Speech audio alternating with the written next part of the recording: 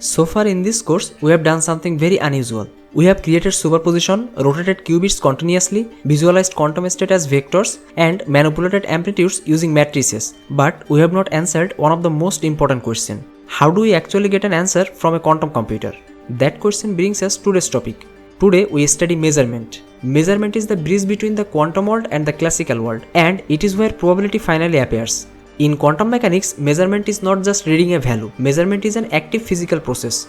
Before measurement, the qubit exists as a state vector described by amplitudes and evolving deterministically. But after measurement, the qubit becomes a classical bit, the quantum state is destroyed, and only one outcome remains. This change is called collapse of the wave function.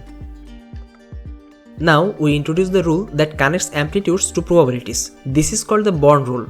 If a qubit is in the state psi and psi equals alpha times the state 0 plus beta times the state 1, then the probability of measuring 0 is modulus alpha square and the probability of measuring 1 is modulus beta square. So we can say that probability equals the square of the magnitude of the amplitude. Now let's understand why measurement is probabilistic. Before measurement, the qubit contains both amplitudes. Interference is possible and phase does matters. At measurement, the wave function collapses, only one outcome survives and phase information is lost. So, measurement turns quantum uncertainty into classical randomness.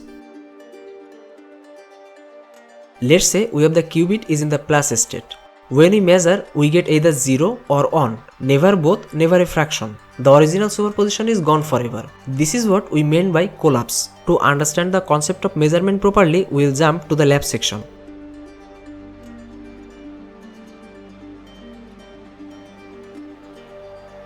In this lab, we will perform measurement using Qiskit, understand why classical bits are required, observe probabilistic outcomes, and we will interpret histograms from a simulator. Remember that the simulator does not guess, it follows the Born rule exactly. Before we begin, make sure the required packages are installed. Now, we will import all the necessary libraries and classes that we will use. At first, we will create a quantum circuit and we will apply Hadamard gate to it. This will take our qubit into superposition.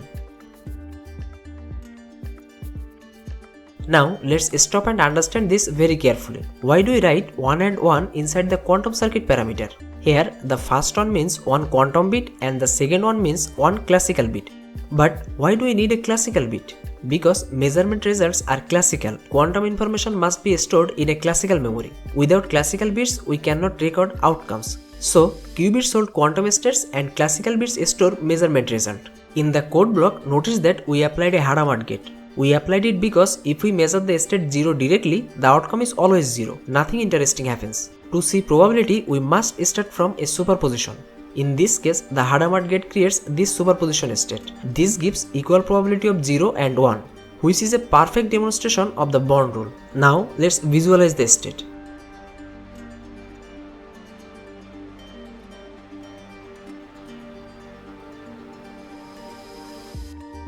You can see that this is our plus state. This tells us the qubit is in superposition, amplitudes are equal, and probabilities will be 50-50. At this stage, the state is fully quantum. Measurement has not happened yet.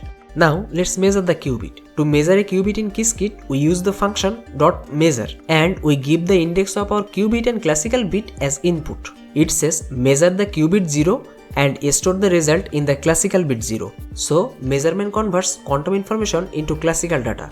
Now let's see what happened to our state vector after the measurement. You will get this error saying cannot apply instructions with classical bits. This is not a bug, this is a feature. Remember that state vectors describe pure quantum states before measurement, but after measurement the system is no longer purely quantum. It includes classical information. The wave function has collapsed.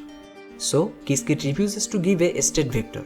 This teaches us a deep lesson. After measurement, the quantum state no longer exists in the same form. Now we will simulate measurement statistically. Again, don't worry about the code, just focus on the concept.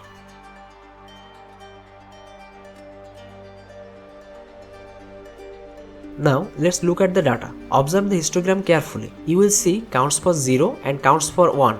Each time we run this simulation, the exact count changes. Sometimes 0 is a bit higher and sometimes 1 is a bit higher. But notice something important. On average, both values are close to 500 out of 1000 shot. This is exactly what the Born rule predicted. Now let's summarize everything what we learned today. Measurement collapses the wave function. Probabilities come from modulus amplitude square. Measurement outcomes are classical. A state vector cannot exist after measurement. Repeated measurements reveal probability distributions. So, today we finally saw where probability enters in quantum computing. Not during gates, not during evolution, only during measurement.